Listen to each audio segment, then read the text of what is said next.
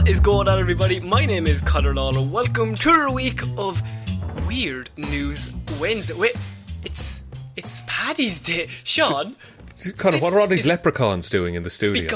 Bigorra, be Jesus, why are all the snakes outside? Potatoes?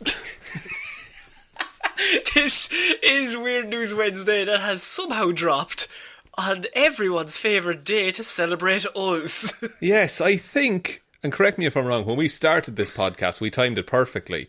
That after a couple of years, Patrick's we wanted Day to get the warm-up. I wanted to run up to the episode. We wanted to really establish the format, and then on Patrick's Day, we throw everything out the window. And we've been trying, all week, we were running through drafts, so there was strange news saying Paddy's Day. We had peculiar news, Paddy's Day. Yeah. But it was a lot. But it is the day of St. Patrick, Shaun, and we are an Irish podcast, so this puts us in kind of a strong position to put an episode out. In many ways, we are the biggest authorities on weird news, and conversely, the biggest authorities on Irish weird news. Because this year, and this episode in particular, I thought it might be interesting to do something special. Because of the day that is in it. Normally we go around the world, as you always say, Shaun. I have scoured the internet putting all of the weird news stories together. But this week is going to be a little different. Because this week, I have gone through the backlog of Irish news over the last 10 to 15 years. His poor brain, ladies and gentlemen. I have read possibly 10 some of to the 15 years? Yeah, just a random general number. Okay, fair enough. And I wanted to find the weirdest news stories that had happened here on our Emerald Isles, Shaun. Interesting. And the thing is that Ireland rarely pops up week to week on weird news. True. But when it does, there is some beauties. Are you repeating any that we've already had on the show, or will they be all new? I have one story that is possibly one. It's normally in our top 5 best stories we've ever covered that will be covered on this episode. Excellent. I think I know what it is, but I'm going to hold judgment until you reveal it. But I think what's most important is when I start reading these headlines is that it might be a lot funnier for us, but every one of these headlines has appeared in a newspaper in Ireland before, okay? Yeah, now, likely close to the front as well. Yeah, there was a few that I got rid of. For example, there was one that was a bishop telling everyone to pray that the sun would eventually come out because it rains here all the time. Solid advice. You had one, there was a weird yellow object found in sky, was a good one that I found. But, Shaun, where we're starting this week is possibly one of the most Irish headlines ever, because I know you would do the exact same thing, and when I read it to you, you go, oh yes, here we go. Okay, Man stranded for 12 hours on a boat because he didn't want to put anyone out. Same, yeah, definitely. Isn't that the most Irish headline ever? Just don't cause a fuss. Just wherever that boat is going, that's where you belong now. Honestly, lads, it's grand. I actually kind of wanted to lose my legs. I was actually talking last week to Maureen, and I was saying I'd love to have an accident. That's the thing, because Irish people, we will be like in hospital getting surgery, and we will tell the doctor, oh, don't go through any trouble. I wouldn't want to put you out. Honestly, if you have better things to be doing. I'm grand, lads. I'm grand.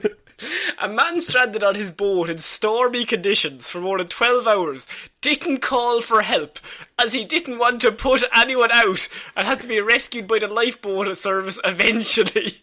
Sure, the Coast Guard, they have loads to be doing in a storm. I mean, sure, they're probably saving somebody way more important than me. They're probably off rescuing people. Sure, who am I? Sure, I'm no use to no one. The incident underlined the need for anyone in difficulty on the water to immediately contact the emergency services, Shaun. It's like, lads, we didn't think we had to say this, but... But if you're in trouble, ring the lads that help you when you're in trouble. Yeah, we've set up an entire system where anyone in trouble on a boat can get help from another boat. Use it. That's fair enough. Yeah, but Shaun, what if I'm not really worth it? See again, just any time you're in trouble, call it, Paddy. The man spent the night alone on his craft in Loch Derg after it went aground, having slipped its moorings.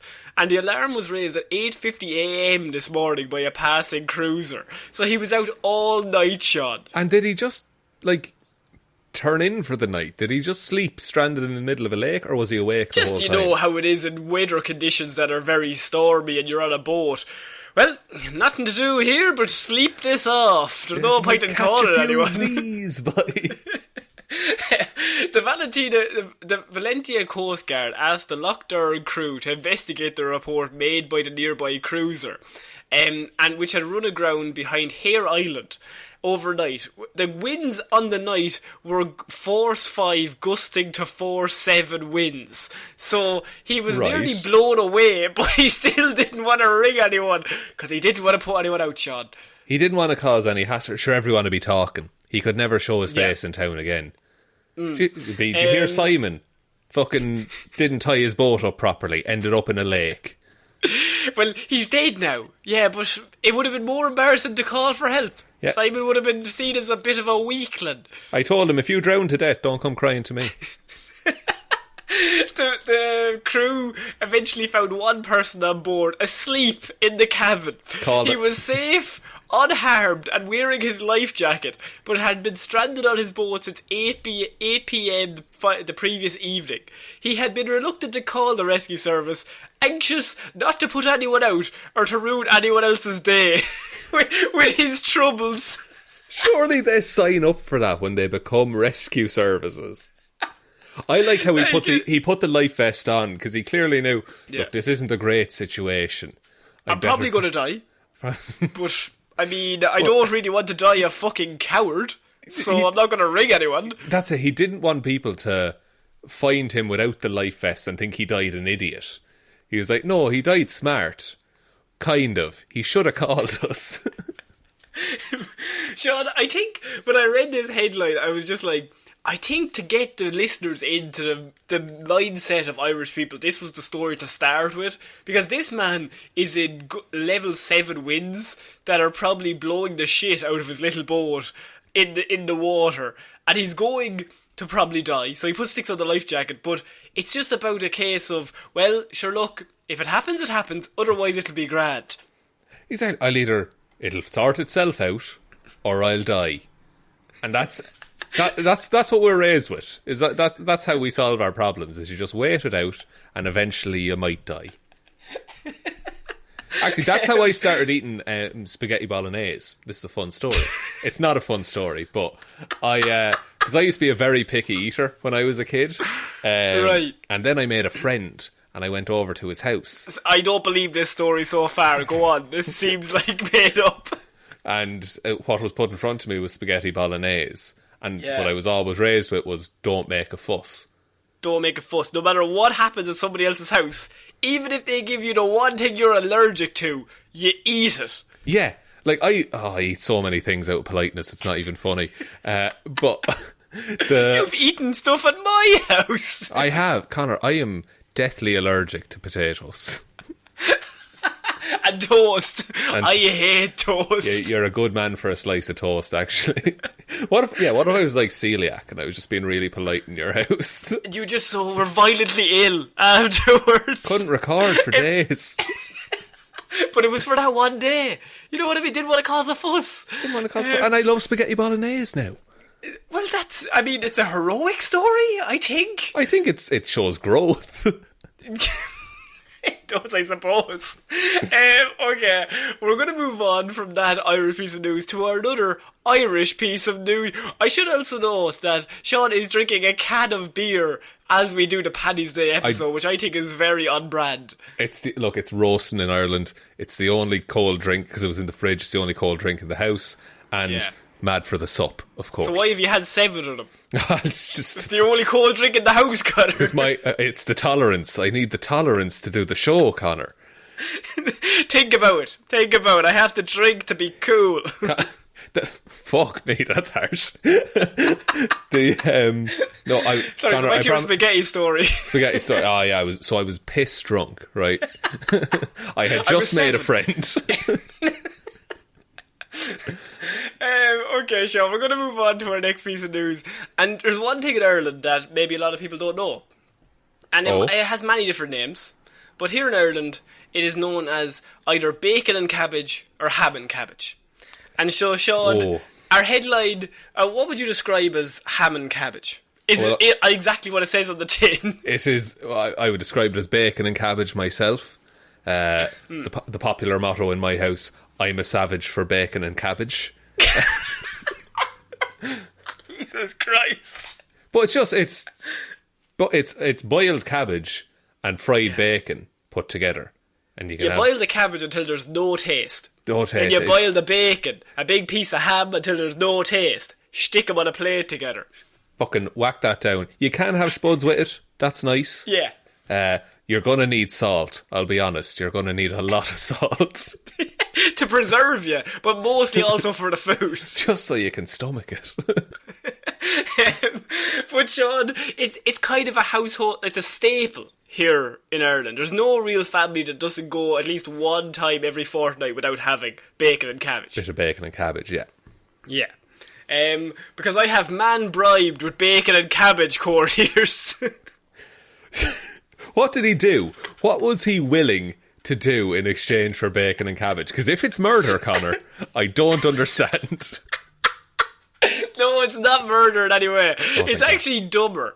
Because Donald Cosgrave told the Kerry court, you have to have a full stomach for hard work. I did not enter the house. I ate the bacon and cabbage on the back porch, and Ma'am gave me some mustard and a little bit of dessert. Because the story is that he had a restraining order from not going to his mother's house. This is it. And so, but she lured him over by saying, I break the law of ham and cabbage for you. Why was he... Wait, so the mother got a restraining order against him? Yeah. He breached it. It was an order to not enter her home. Right, okay, so unless someone else had it set up. But the mother was just like, you'll have a little bit, won't you? Go on now. Go on. How old do you think he is? I would say, restraining order, 22?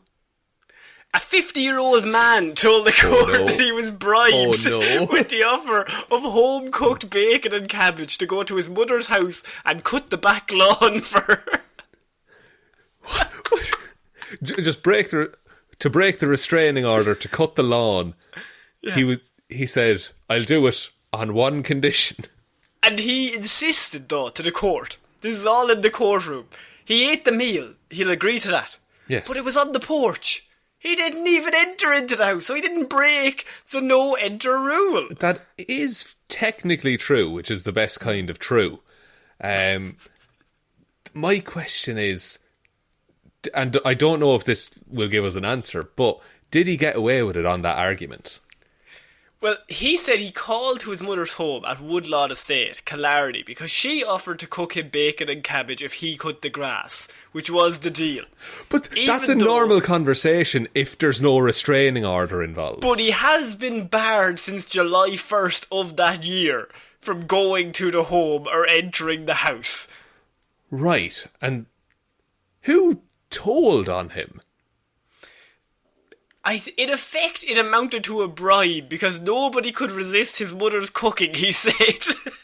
So she's known around Killarney for her ability to boil bacon and cabbage. Sometimes together, sometimes separately. Oh, boiled food gets me, man. And then the judge says, and this is a very Irish question, was the bacon and cabbage to be given before or after the grass cutting? Which is better?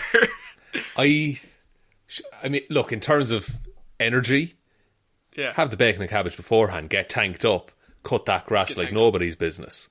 Yeah. If it's after, what's protein good for, Connor? You know from biology? Oh, muscles. Growth and repair of cells, correct. Thank you, sir. So you've got... I don't have the homework for this week, by the way. Oh, see me after class.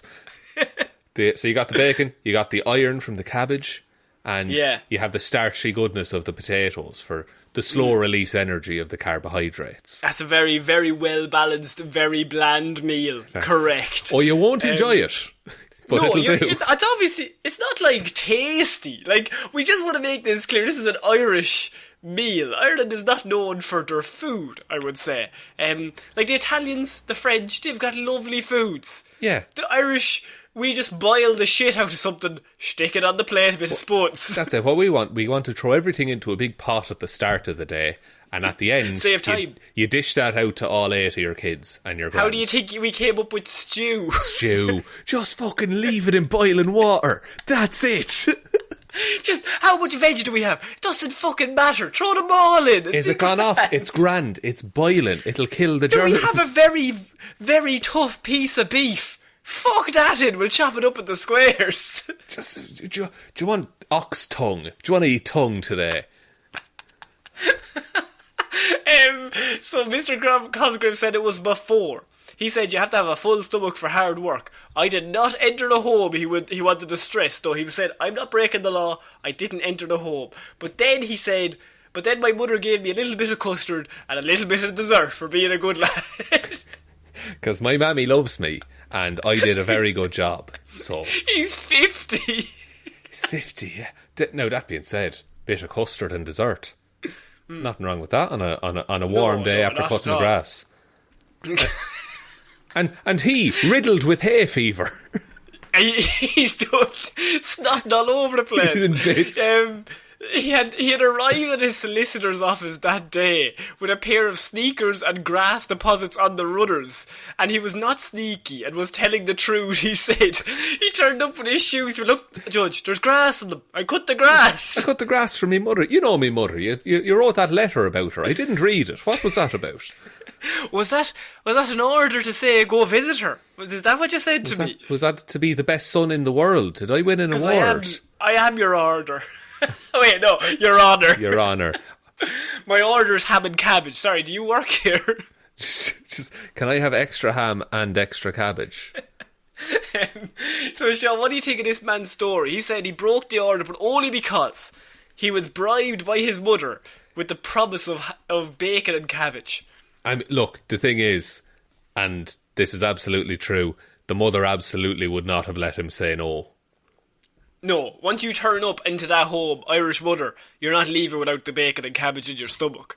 You are leaving full, you will not eat for a week, and as well as that, it'll be, like that. That's it, like now you're locked into it as well. That's your job now, is to cut the grass. In exchange, you'll get lovely bacon and cabbage. Yeah. But you better be there every week or two. Otherwise, she'll be saying to you, we only called, you think I'm dead? Jeez, I could have died and gone to heaven and you wouldn't even contact me. Or, fuck's sake. God, that grass is getting fierce long.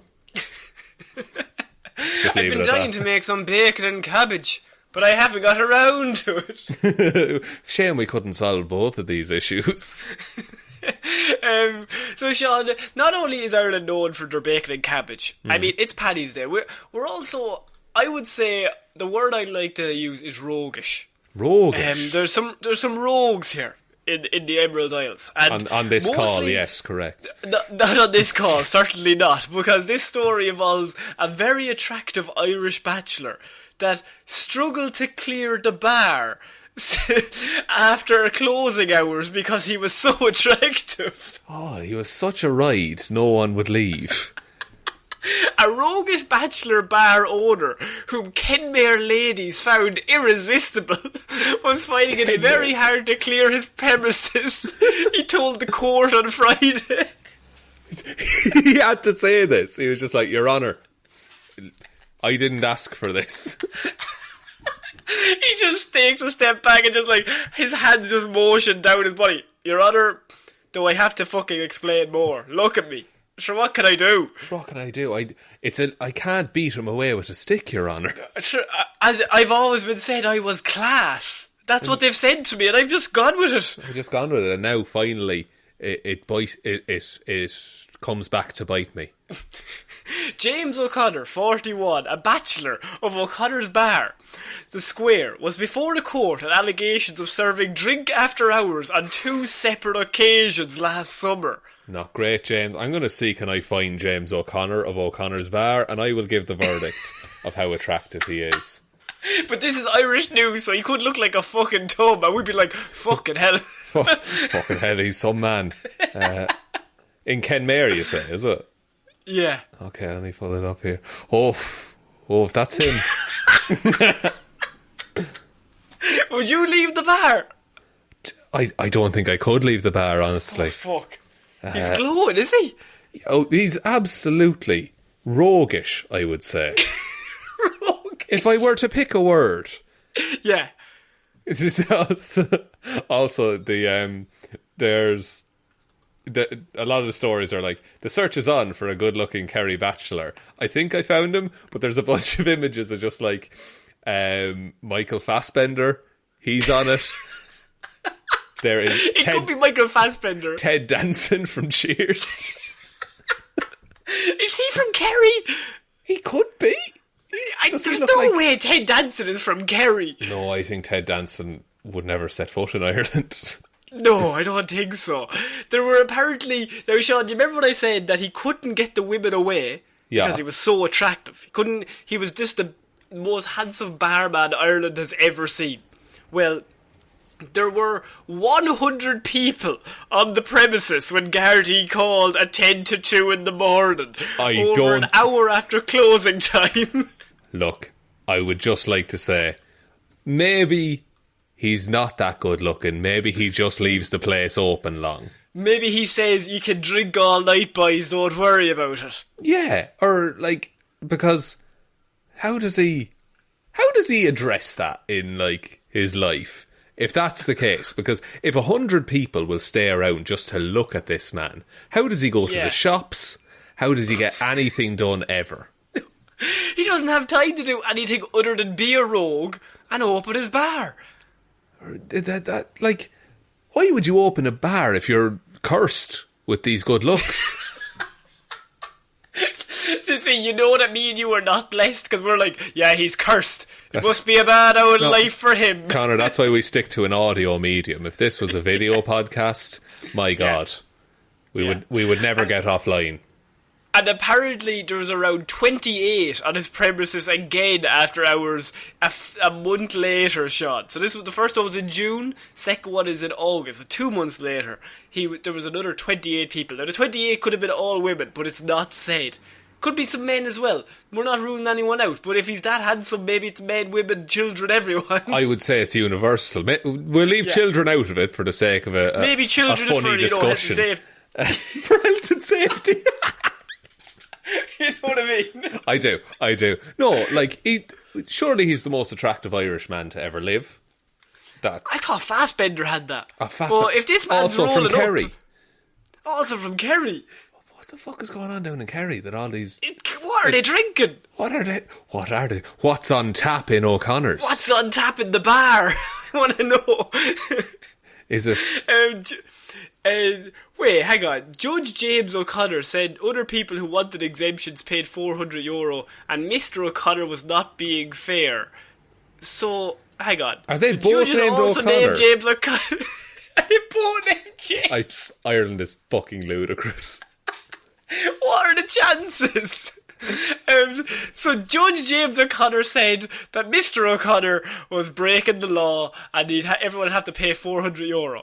They weren't all consuming alcohol though, said Mr. O'Connor. There's a strong social aspect to the premises. There's a social attraction there in that my client is a bachelor and young women find him very attractive. His solicitor, Pádraig O'Connell, said... Lads, come on. That solicitor, fucking, what he did, he didn't look at the case until the morning before he had to go into court. And he was Paddy did not fucking look at that case at all. No, like, and it was just, he just had a crush on this dude. He was just like, look at him, Your Honour. He's gorgeous. Look at him. He's absolutely class. Like, okay, Your Honour, I assume you've seen a Greek god before, correct? Exhibit A. Points. Look, it's Wonders on the Room. Look at this. Hercules. His client said, Pádraig O'Connell then said that his client was a slight rogue and it couldn't be held against him. That all these people were obsessed. I don't think you can make the slight rogue defence in court. Because hang on. Then Judge James O'Connor replied to the solicitor and said, most of your clients are rogues. Oh, Mr. O'Connell is a regular in this courtroom. I like that the judge is like, you always bring the rogue argument. I hate it. Which makes me look like shit crack if I send him down. I put so many absolute ledge bags behind bars thanks to you. Oh my god, I love that they're all so similarly named as well. That must be a nightmare for the person who has to type out all the court proceedings. James O'Connor said this. James O'Connor said that. James O'Connor said you're guilty. James O'Connor said no, I'm not. James O'Connell said you're very handsome. Pádraig O'Connell, you mean? Pádraig O'Connell, sorry. No, he changed his name to James. To be more like his hero. Yeah. So Derek Fleming from Kenmare intervened and said the problem is he can't get them, the public, out at night. The premises is beside the Square Pint nightclub and they wait in his bar until it is a time to go there, the sergeant said. Right, now, the judge said that's a very good point, well explained. However, all these people can't just be sticking around because he's so handsome, which is what the original argument was. That is very true, and you would argue that surely you would just buy a later license in that case. You know, you wouldn't just rely on your natural good looks to get you out of trouble. But I feel like buying an extra license just because you're handsome, I feel like that's discrimination somehow, and I don't know how. Are you really going to call the discrimination card on the man who's he's handsome he's getting in trouble? He's out of pocket because people find him irresistible. He can't help that. He can stop taking care of himself. Eat more shite. Get an Maybe extra bag of chips. Don't go for a run. Don't go for a run. Every now and then. You work in a bar, take a little sample of the offerings. Drink yourself to death. Your plan is always... Why is your plan always drink yourself to death? Oh, because eventually I'll be in a position where I have to be, overly polite. And then I'll be in a bar and someone will say, do you want another? And I'll say, of course I will. And then I'll die. And then it's no more worries, Connor. All uphill. It's going to be class. And then Ted Danson comes out and he's like, welcome to the good place. No, he comes out and goes, how's it going, boy? How's it going on? Bit Clarke for my liking. Give me a Kerry then. No, I would never offend the people of Kerry, Connor. That's true. No, I'm willing to offend anyone and everyone from any county. Even Leitrim. Even though they're not possibly a place. We're not quite sure Leitrim exists. This is the Irish episode. We get to go full Irish if we want. This is all the information we never get to do because we are always talking about American stuff. Yeah, so we just get to be Irish now. Yeah. We're always like, Ohio. Where is that? Where's Ohio? Well, yeah, it'll be like, he flew from Ohio to Texas. And I'm like, that seems like a far distance, but I'm not sure. Could be 20 minutes, could be 4 hours, we don't know. Yeah, or it could be... Because someone told me, if you drive 4 hours in Ireland, you reach the other side of the island. If you drive 4 hours in Texas, you're still in Texas. That's going to break my brain. I'm not going to think about it. We're just very small, and I like that. We're moving on to our next piece of news, Shaun. Now, there's one thing in Ireland that's very sacred. On Paddy's Day of all, it's very important to talk about. That you go to a place called the Chippers, Shaun. Now, the Chippers is the holy grail. You go there, maybe a takeaway. Yeah. Get something you like. There's one thing in the Chippers that most people would go for. Or one or two things, I'd say. Maybe a kebab as well. Batter burger. Could be one of the main ones. Batter burger as well. Battered sausage. Oh, there's so many choices. So many choices. But, Shaun, these two inmates were coaxed by one thing. Clover Hill inmates coaxed down from prison roof with snack boxes. Oh, you could have a life of freedom or 3 pieces of chicken and chips in a box. Sometimes 4 if the boys are feeling lucky. Fuck it, if you are a regular and the boys are feeling... Look, it's getting towards the end of the night, you're getting a 4th piece of chicken. Yeah, and you want that 4th piece. The 4th piece, you'll be too full for it, but it's good to have it there, like. Oh, it's so good. The local chipper near me 'cause if you're a regular, what you could do is you could just order like one battered sausage, which is like 120, and you'd get a full bag of chips with it. What? Yeah. Are they surely bankrupt now? I don't know how they're still in business, but they're fantastic. Shaun, so snack boxes are like, that's after you go to the pub, you're on the way home, snack box is the way to go. Yeah, it's just like comfort food, like. Yeah, and so these two inmates, they realised there was a massive riot taking place in the prison. And they decided that this was their moment that they were going to try to escape and climb up to the roof. And they were going to try and get away. And they did a lot of that plan successfully, is what you're telling me. Yeah, they did get to the roof.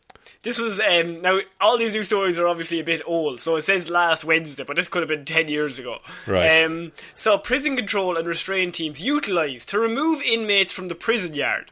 2 prisoners at Clover Hill Prison had climbed up onto the shed and were trying to find a way out. Negotiators finally got there and they spoke with the prisoners for more than 12 hours as they sought to end the turmoil. Just like, what do you want? We'll give you money. Well, we have no need for currency in here. Oh, there's some things that a man can only get on the outside. Name one of those things. Name literally anything, but it can't be very dear. It can't be. You have €5 each, and you have to be careful how you spend it. Does anyone want $3.50 worth of jelly beans and maybe $1.50 worth of something else? A pick and mix you can have. So negotiators, as I said, spoke to them for over 12 hours, Shaun, and eventually it was come down to this, that they said they would come down if they were given 2 hot snack boxes at 1:30 a.m. in the morning. Oh, so okay, so it is that association of like, oh, it's 1:30, time to go home. On the way home, into the chipper. You think in their head they're like coming out of a nightclub. Fucking hell, I may go get to the snack boxes now. Jez, I'm starving. And you could have eaten 5 minutes beforehand, but you're starving at that point.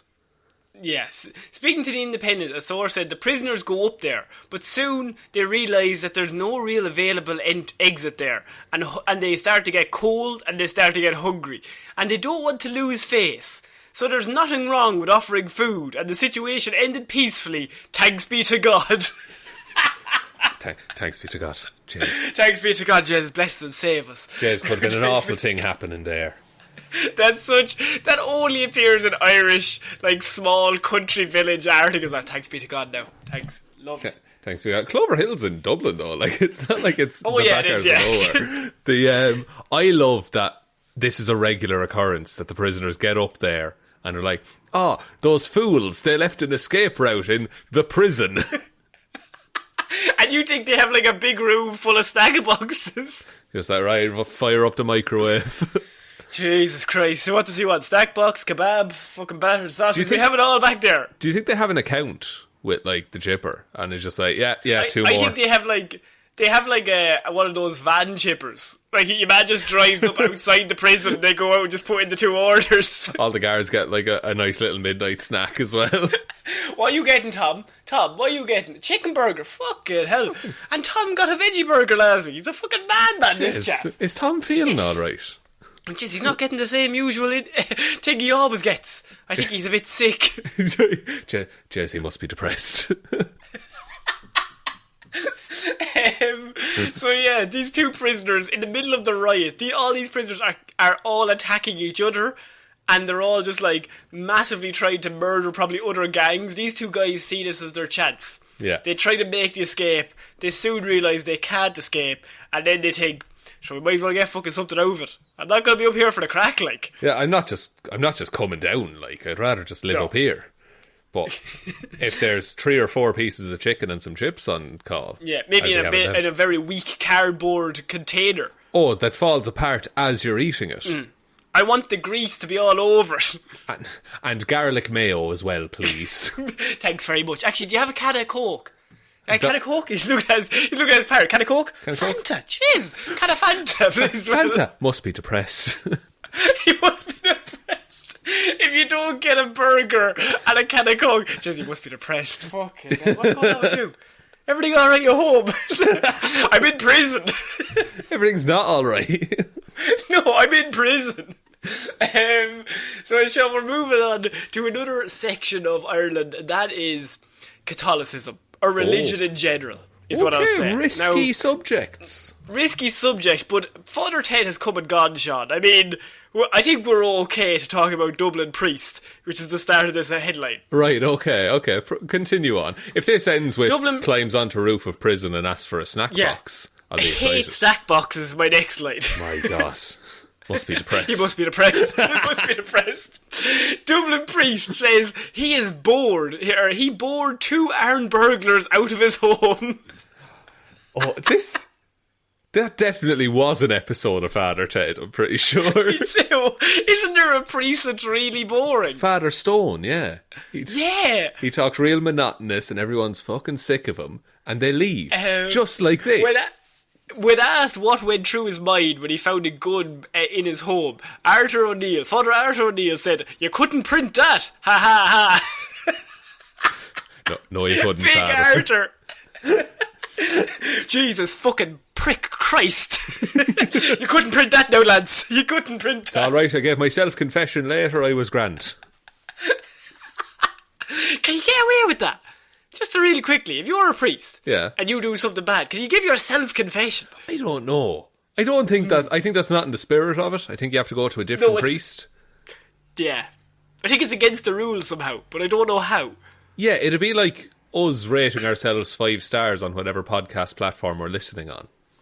Which we recommend everyone else do, but we won't. We refuse to, because frankly we think we're shit.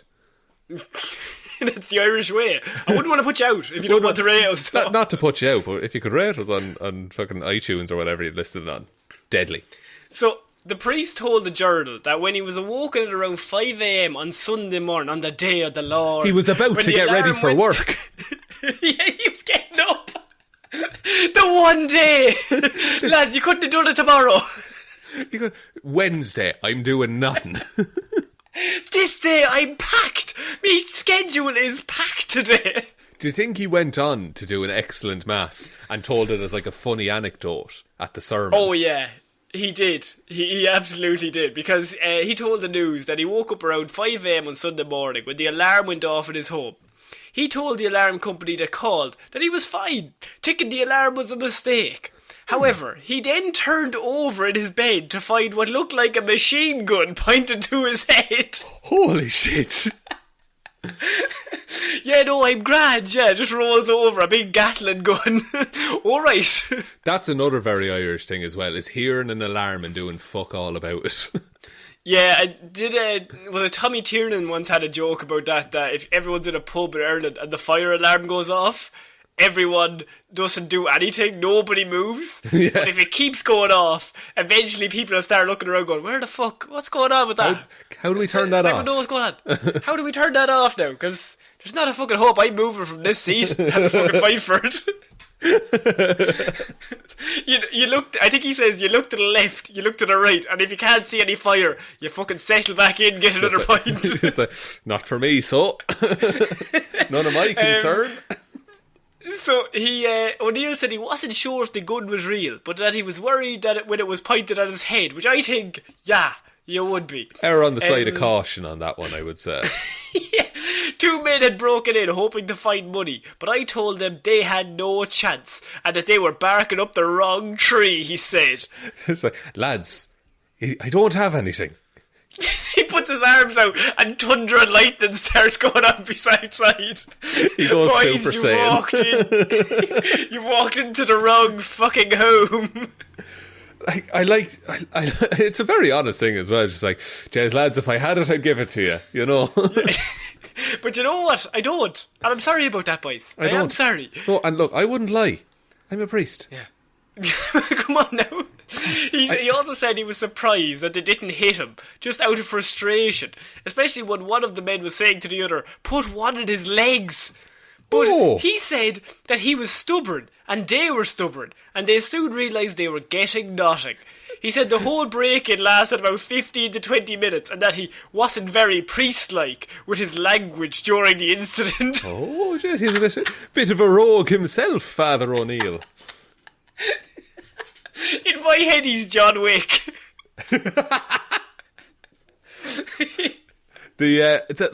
What I like about that is they were both just trying to out-stubborn each other. Your man was like, you must have something in the house. And he was like, I'm telling you, I have nothing. I took a vow of poverty. Come on, give it. I don't have anything. Give it. Lads, we're going in circles here. I think if you left, you came back another night, any other day, I'd have time for you. But boys, I'm on duty now in a few hours. I have a congregation to address, lads. This shit doesn't just happen. You see the fucking time? I have to get fucking shit ready. I'm not going around sleeping the morning away. 9 o'clock mass, 10 o'clock mass, 11 o'clock mass. That's the one with the choir in it. This is called Iron Man Sunday, and I'm the Iron Man. Oh, and I just came off of the Saturday vigil, lads. And it was a fucking good one. I'll tell you that now for nothing. Your mother says hello, by the way. Is that you, O'Shea? Is that Jimmy O'Shea? Jimmy, what are you doing to yourself, You're Jimmy? better than this. Your granny's a lovely old lady, she is. Your father's a doctor. You see?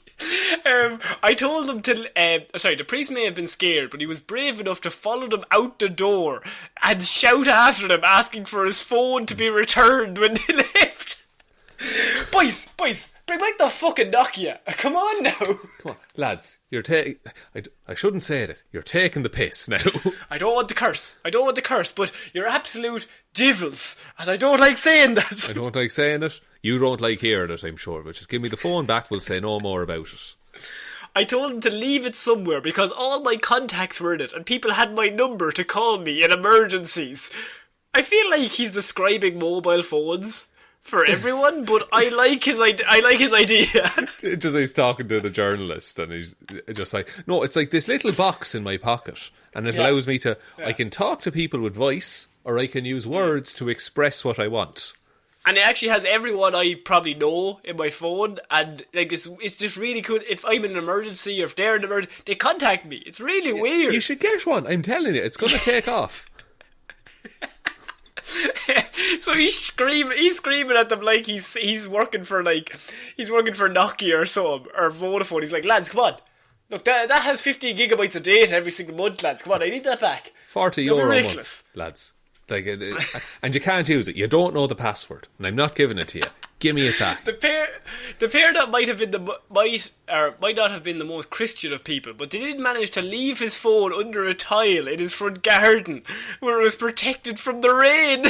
So they thought about it and were like, it's they brought it back.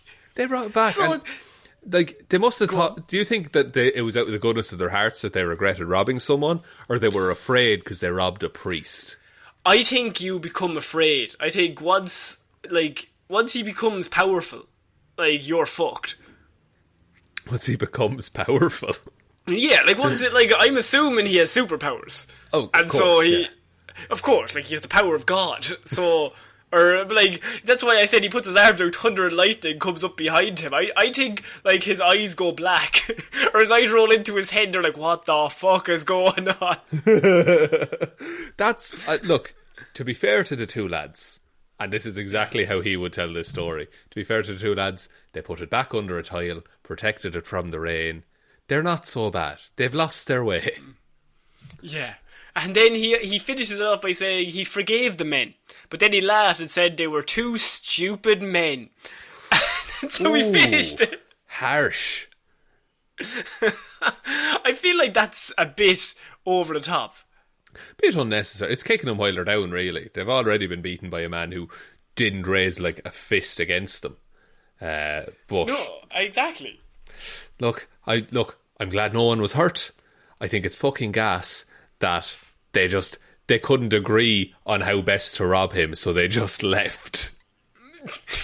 He's causing too much hassle. We need to back away, boys. We could have robbed 5 houses by now. Shaun, would you like me to move on to our next piece of news? Because I was thinking that it would be interesting if we covered a new story from Sligo. Sligo? Okay, what's going on in Sligo these days? Now, Sligo has a little newspaper called the Sligo Weekender, and I came across this headline in one of those like greatest Irish headlines of all time. Right. And why it's so great is because it's such a small town Irish headline that they just need news. And so imagine the smallest village wherever you live. Wherever you're listening to this, just imagine the smallest village of like 100 people. It's one street, a post office and a pub, and a shop. And another pub. And another, it's Ireland, so yeah, another pub. So we have to have double the pubs and the shops. Sure, where's one owner going to drink on his off days, like? So, fucking he's right. There's another one. So I have hat found up tree in Carney Village. The search continues. It could be the greatest local news story of all time, I think. I mean, clearly it made the news. They'll be talking about that. The thing is, someone lost that hat, right? So this is someone's funny dinner party story, which is one time I lost my hat in a tree and the paper reported on it. Well, this is in the literal paper, so that's why I really want to stress, we know the way we always say Ireland is small. Yeah. It's so small that these kind of stories get put into the newspaper like eventually. The print version, the physical newspaper. Someone typed this out, right? Because I have... Someone laid a page around this story. I have hat found. I'm going to read you the whole article, Shaun, because I think it's important. Okay. Hat found. A hat has been found up a tree in Carney Village. The head garment, which is green, with a white bobble, was discovered last Sunday by a local resident. Okay. And so we have a location, we need a motive. I could hardly believe my eyes when I saw it up there, said the resident. Couldn't you, though? Would you not just say, oh, God, there's a hat in a tree? Why would you be like, what the fuck is that? Oh my God. What? Don't look, children. Don't look. Shield your eyes. It's X-rated. Somebody's cold above the eyes. My God. So what? Green hat with a white ribbon around it? Green hat with a white bobble. White bobble on it. Okay. How would that end up in a tree, Connor? Probably through some fucking suspicious means, if you ask me. There's no way it ended up there innocently. No, I'd say it's a few wrong'uns involved there. I mean, the thing about it is, as well, like, it's a small enough village that I think someone could probably just say, hey, I lost my hat, and it would turn up, someone would just hand it over to them. But they decided not to tell anyone that their hat was missing. So maybe they put the hat in the tree. They didn't report it to the police. They didn't go to the local Garda station, no. I would have went to the FBI. I would have actually went above them and gone to America. I would have went to the UN and said, hey, my head is cold, this is a war crime. So the resident had more to say, Shaun. He said, I could hardly believe my eyes. Also, it says the resident, so you have to keep it mysterious. You don't want to reveal the identity of this resident. It could harm him. Oh no, they don't want their name. They don't want their name tied to this heinous act.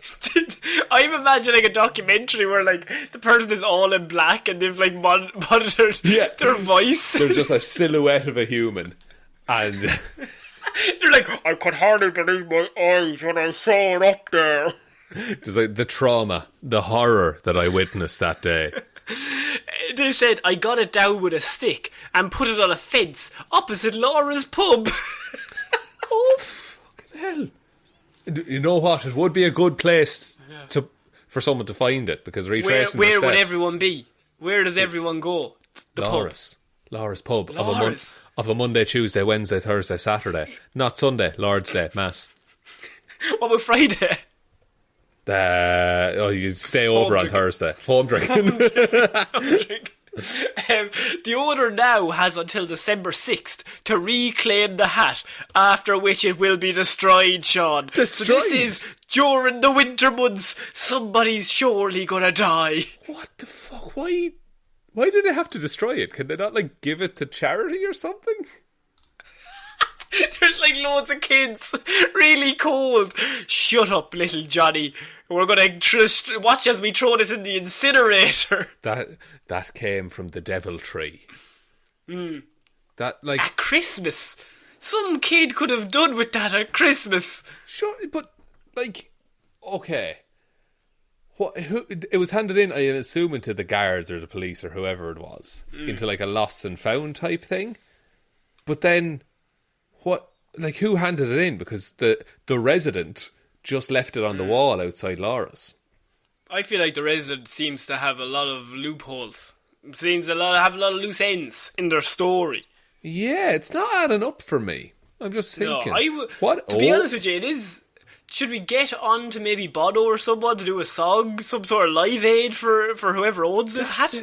Yeah, I think maybe Bono, maybe Geldof would get in on it. Geldof would be in. He'd come in on this. He loves any kind of a cause whatsoever. I have a theory. I think I know who the resident is. Oh, who? I think it's Laura. Advertising her own pub. And she didn't even say anything other than, I put it across from Laura's pub. Like we know who the fuck you are, Laura. Yeah, Laura. Okay, if you want to be... And also, very detailed description of the hat. So if from a distance you saw a green hat with a white bobble on it, you would know Laura's pub is near there. Oh, very interesting. Are we trying to claim that Laura is the mysterious finder of this hat, went undercover, did not reveal her identity just to advertise in a very small local newspaper about her pub? All I want to say is I've looked up the pub and it's green and white. Oh, fuck. Oh, fuck. Now, we could just say it's in Ireland and that would make sense, but no! No, there's a grand conspiracy. There's a grand conspiracy. Okay, Shaun, we are going to finish off our Paddy's Day special extravaganza. With a throwback to an actual story that we have done, I would say, more than once on the show, because it has appeared in our top 10 weird news stories of all time. That's it, and that's competing against The World for best story of all time. That's The World. So we are in the... I don't know if it came first. It might have come second or third. I think it was top 3, I think. Yes, because we have to go to a little place called Drogheda in County Louth, Shaun, for our next and final story. And many people probably listening to this have already heard it, but it's Paddy's Day. Allow us to just reminisce about one of our favourite fucking maniacs from these isles. We will look back on it fondly, and we can all enjoy ourselves. Irish woman who married 300-year-old pirate ghost announces breakup. Oh, beautiful. How do you feel about Amanda Teague these days, Shaun? Amanda Teague, I've read through the book that very kind patron Roisin got us, and Amanda Teague, she's been quiet recently. No news on it. She's heartbroken. Still in mourning, of course. For 300 years. But what gets me about this story is how... Because this was the one that was on this morning, was that right?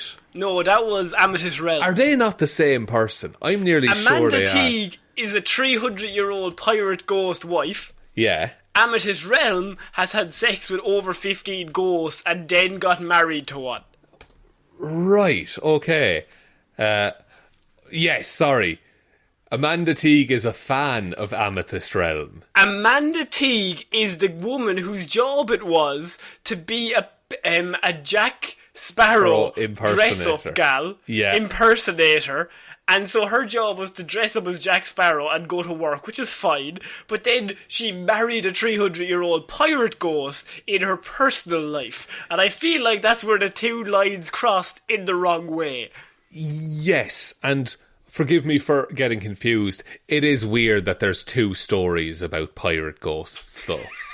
No, Amethyst Realm doesn't have any pirate ghosts. I'm nearly positive she does, dude. Hang on. No, she doesn't. Hang on. No, Her ghost... Oh, You could be right, actually. I don't know. I thought her ghost was called Ray. She did have a ghost called Ray.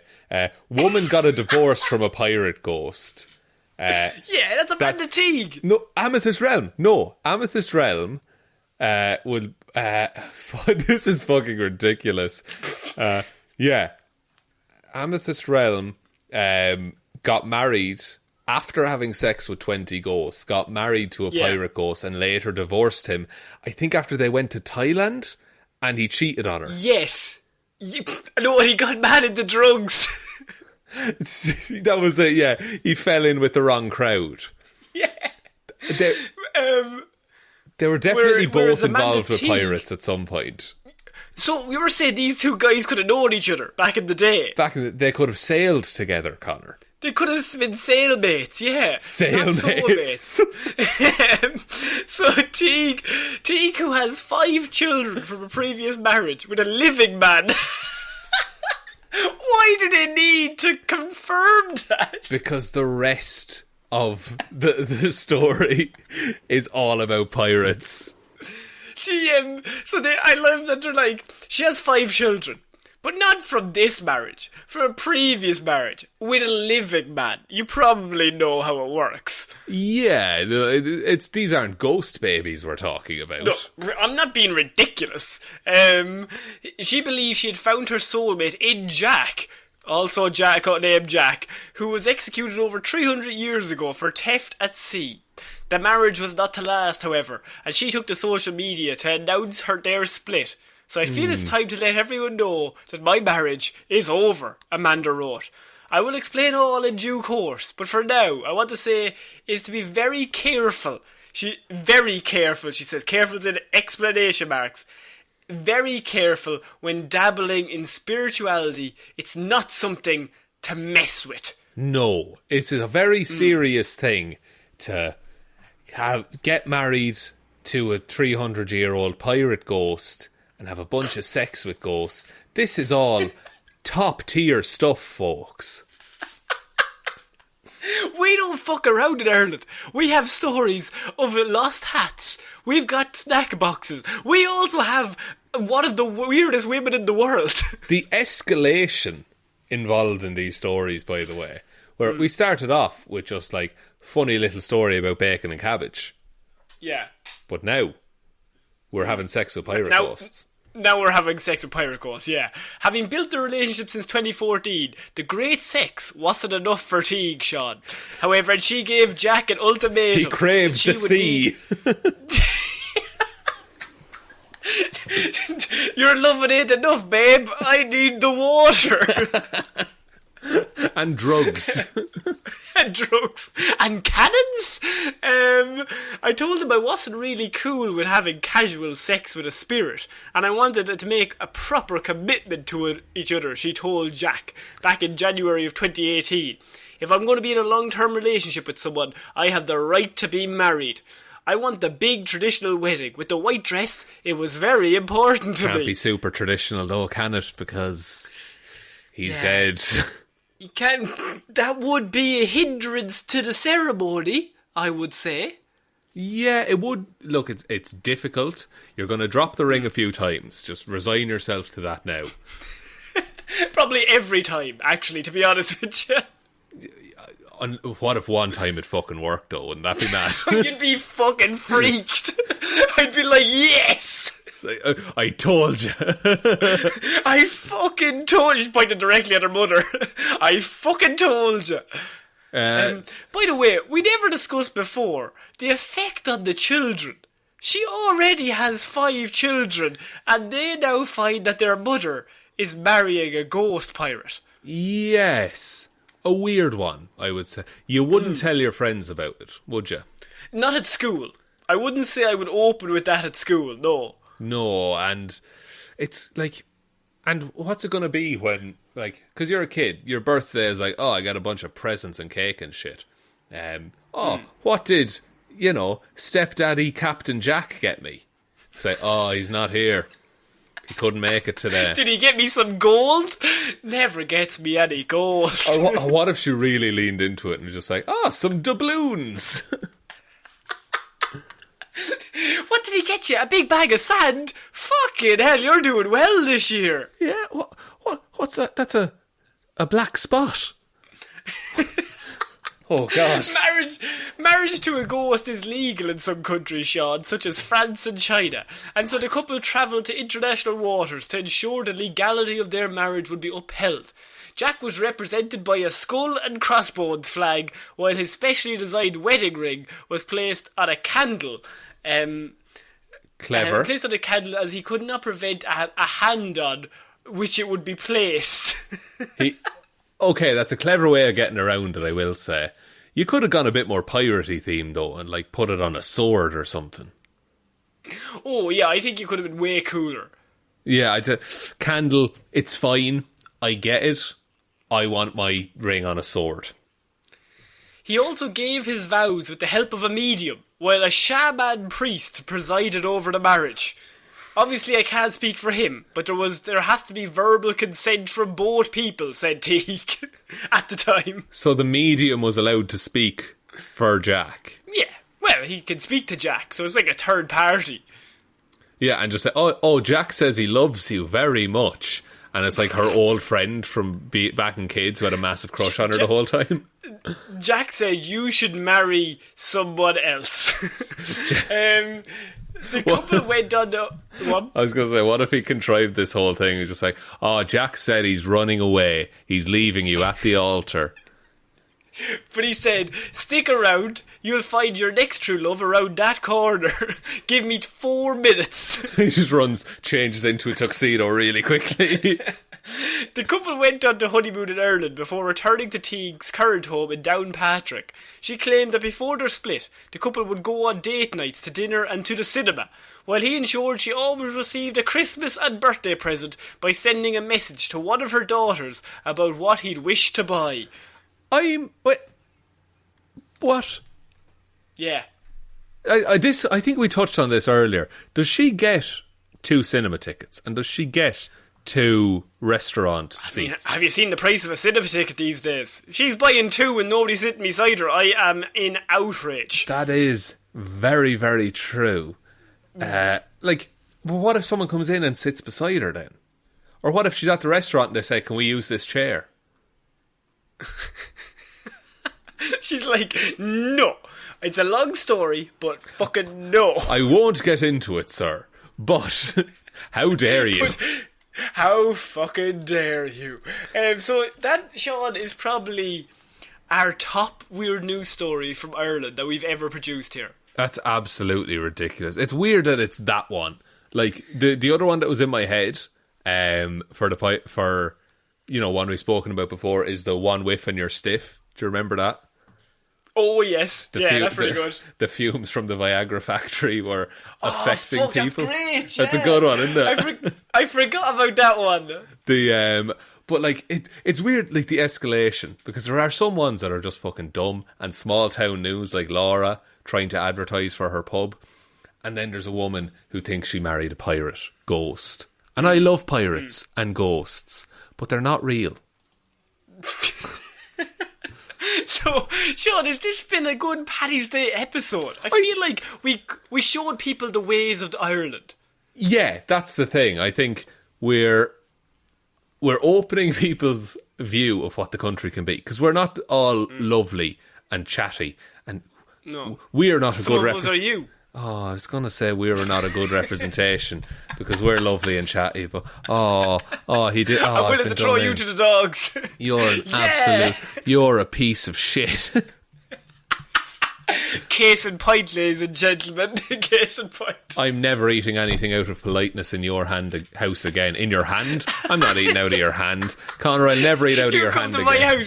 You come to my house, I'm going to get some loose Frosties and just put them under your mouth. Now, have that now. It's like grain for a horse. Just like. Does anyone have any muesli? We'll give that to him before we start recording. Just some dry muesli before recording. That'll go great. Shaun, would you like to take us out on this very Irish day? Yes, thank you everyone for listening. Happy St. Patrick's Day. Thank you so much for taking the time to listen to 2 people just chat through weird things that happened in Ireland. Big thank you especially goes out to our patrons over on Patreon. I have one name change, by the way. Do you? Just so you know. Oh, thanks for telling me in advance, bud.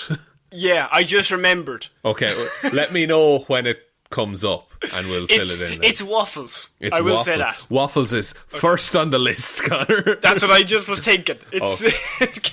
I can do Waffles names and then you can come in for the rest. Okay, perfect. So for those that don't know what we're talking about, we have a funny game going where we'll read anything that the patrons say. I will read anything that the patrons type out. So if you want to become a patron and change your name, I will say anything. It can be a promo. It can be slander. It's all fine.